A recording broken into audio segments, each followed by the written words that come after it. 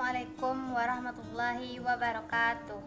Perkenalkan, nama saya Nia Anggrini, NIM 1902675, Prodi Informasi Perpustakaan dan Kearsipan, Universitas Negeri Padang.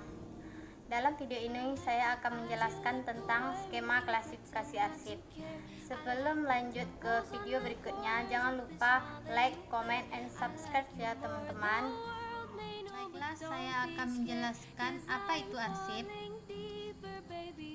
Arsip adalah catatan rekaman kegiatan atau sumber informasi dengan berbagai macam bentuk yang dibuat oleh lembaga, organisasi, maupun perseorangan dalam rangka pelaksanaan kegiatan. Selanjutnya, klasifikasi arsip merupakan salah satu perangkat dan pendukung pengolah arsip dinamis, pengelolaan arsip dinamis dan informasi bisnis lainnya.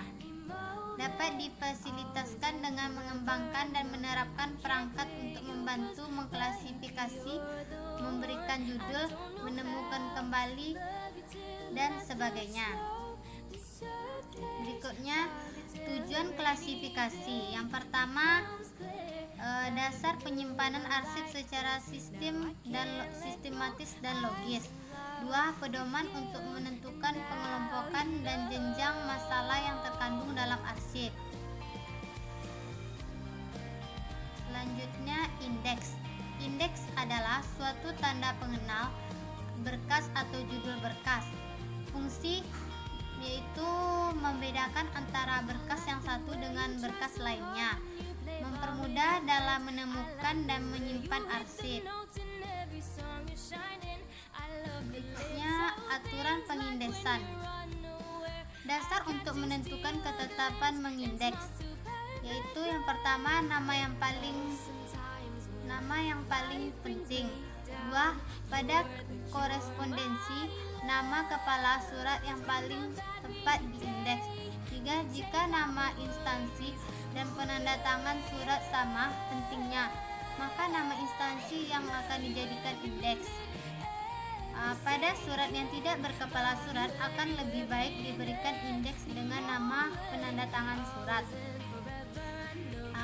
Pada surat keluar, nama yang paling penting dalam suatu nama yang dikirim atau dituju.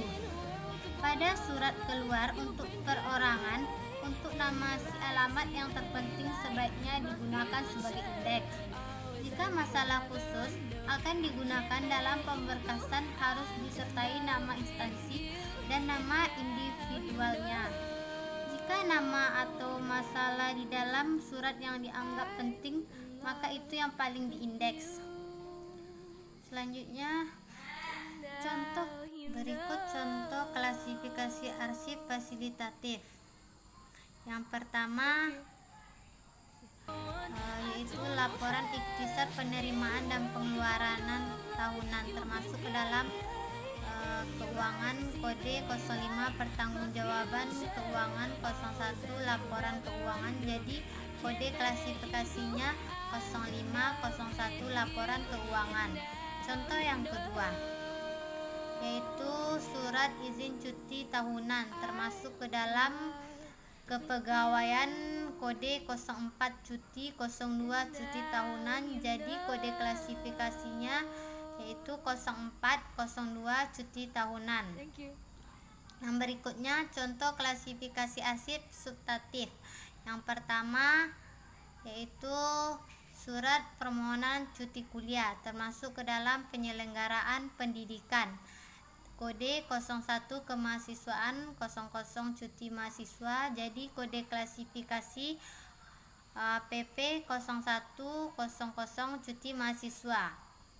Contoh yang kedua, yaitu transkrip nilai SMP, termasuk ke dalam pendidikan dasar dan menengah, kode 02 pembinaan sekolah menengah pertama, 03 penilaian hasil belajar, jadi kode klasifikasinya yaitu DM 0203 penilaian hasil belajar. Berikutnya, pemberkasan arsip. Pemberkasan arsip adalah penyusunan file secara sistematis, logis, kronologis sesuai metode pemberkasan agar arsip cepat, tepat, akurat untuk dapat ditemukan kembali. Berikutnya prosedur pemberkasan arsip. Yang pertama, pemberkasan arsip adalah pemeriksaan adalah kegiatan memeriksa arsip yang akan disimpan. Beberapa hal yang harus dicermati ialah yang pertama, apakah sudah ada di posisi simpan. Yang kedua, apakah lampiran-lampiran sudah lengkap. Yang ketiga, apakah disatukan dengan surat atau dipisah karena bentuk fisiknya menghas. Prosedur pemberkasan arsip. Yang pertama, pemeriksaan adalah kegiatan memeriksa arsip yang akan disimpan. Beberapa hal yang harus dicermati yaitu apakah sudah ada di posisi simpan, apakah lampiran-lampiran sudah lengkap, apakah akan disatukan dengan suratnya. Yang kedua, pengindeksan adalah kegiatan menetapkan kata tangkap dari arsip yang akan disimpan. Berikutnya, sistem pemberkasan arsip. Yang pertama, sistem pemberkasan berdasarkan abjad. Yang kedua, sistem pemberkasan berdasarkan angka. Dan terakhir, sistem subjek. Contoh arsip yang disimpan dalam satu berkas dan dimasukkan arsip ke dalam folder lalu diletakkan pada rak-rak yang telah tersedia.